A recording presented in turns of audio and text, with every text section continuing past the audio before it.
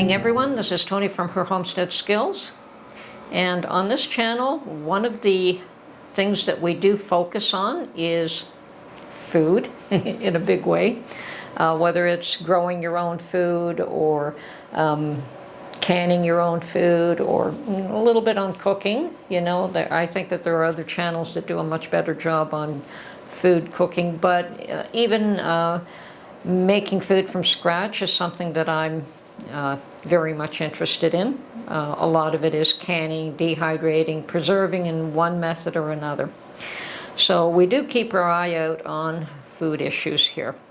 And some of you have heard in the past that in the U.S. many food production plants have been destroyed either by fire or by other means, but it appears as though food production plants are in decline in the U.S. for various reasons.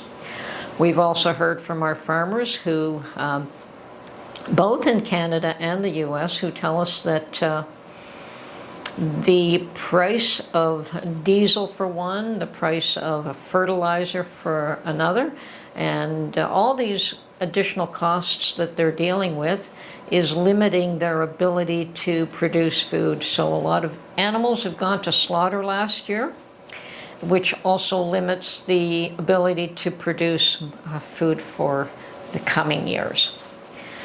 So this is something that we are keeping an eye on, we are watching out for. And the other thing that has occurred because of all of this, diesel costs, fuel costs, you name it, food production plants being destroyed, is that the price of food has gone up by quite a bit. There are those that tell you it's somewhere between 7 and 11%. Most of us that go shopping all the time know that it can be 100% and more in some cases, and in a lot of cases. I think my last video I showed how many of the items that I look for sale have not been available since Christmas. I cannot find my coffee brand anymore. Butter is up and down. Sometimes I could get it on sale, sometimes I can't, but the sale price has now gone from what was $3 to what is currently $5. And I think at this point in time, I do have to tell myself, and probably many of us do, that there is no going back. We know there is no going back, that prices are going to continue, at least at this level, if not continue to rise. So just too many factors affecting the price of food today to really see any decrease. Now, recently, a Canadian farmer has, a Canadian milk producing farmer has put out a video showing something that does occur in Canada, which maybe does not occur anyplace else, and that is where he is forced to destroy a lot of the milk that he produces. Now, this is not a conspiracy. This is not a reason to limit. Well, maybe it is. Actually, this is not anything new. This is something that Canada has been doing for a long time, both with egg production and the dairy industry. With eggs, our prices have always been higher than the Americans' prices. As a matter of fact, the first time I was down in the U.S. visiting friends, well, not the first time I was down there visiting friends that we actually went shopping, I was shocked to see that eggs were $1 a dozen. Quite amazing. Ours have always been somewhere in the range of between $2 and $3 for a dozen eggs, until, of course, recently. Even though they claim that our egg production has not been affected by the avian flu here in Canada, it still has been affected by feed prices and diesel prices and just getting it to market. So our eggs can be anywhere from $3.50 a dozen to $7 a dozen, depending on where you shop, and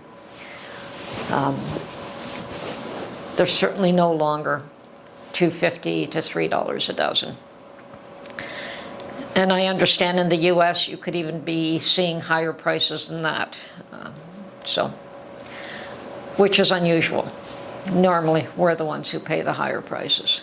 Now, when it comes to milk and dumping milk, that has been going on for years. And the reason for that, the justification for that, is to make sure that milk-producing farmers make a reasonable profit for their investment.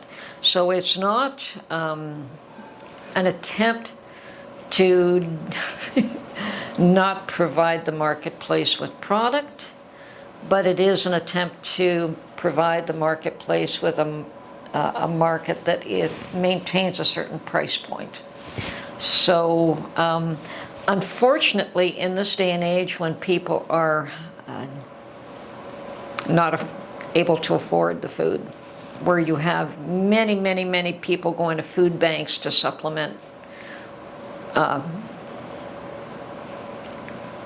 their what they can buy personally.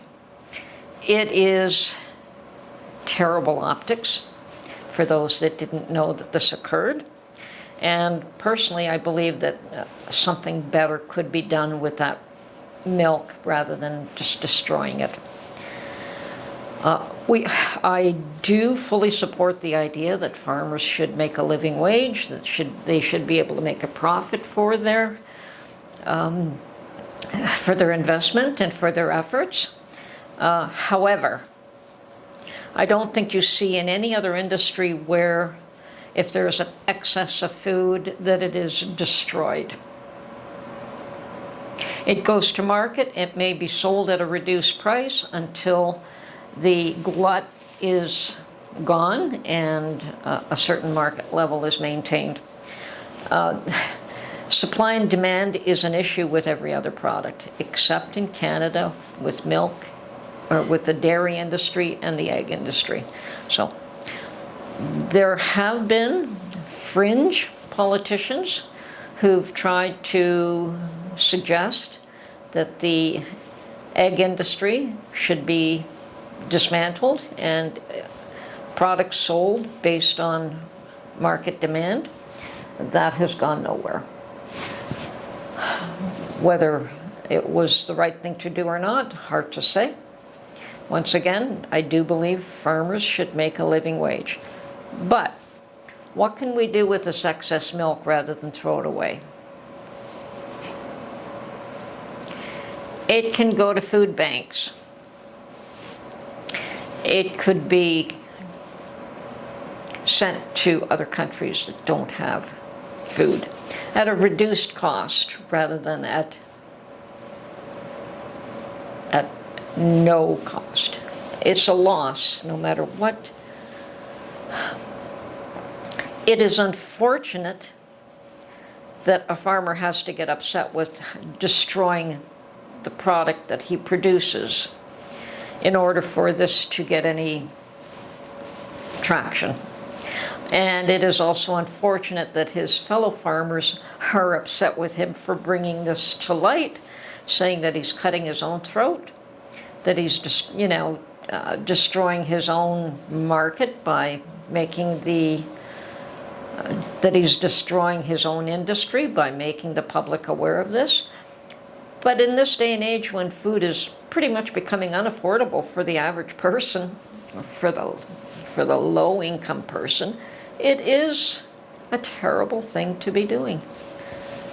And what about the issue where not too long ago, plants that were manufacturing milk for babies couldn't get enough supply, couldn't supply demand, and yet Canada's dumping milk?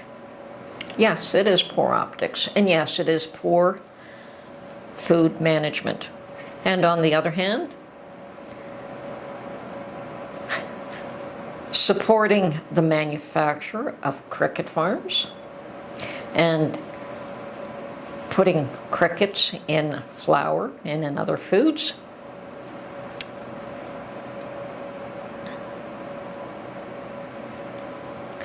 I think that there has to be a rethinking of the distribution of food, and it is time probably to consider why some foods are so costly and find a means of making it more affordable for the common man again. Anyway, we know that there's waste. We know that there is food being destroyed all the time. We also know that probably here in North America, we throw away a lot more food than we need to. I believe that we probably have come to the point where we have to understand that food distribution has to be perhaps rethought. Make sure that there is enough to supply demand so that the prices don't increase daily. Support our truckers and farmers so that they can get our food to market. You know, there's a lot of things that have gone wrong, and there's a lot of things that can be righted, and hopefully, some of that will start to happen soon. And the dumping of milk will end. Let's find other markets for that product. Anyway, this is Tony from Her Homestead Skills. I hope I've at least made clear why this is happening. And anyway, another day.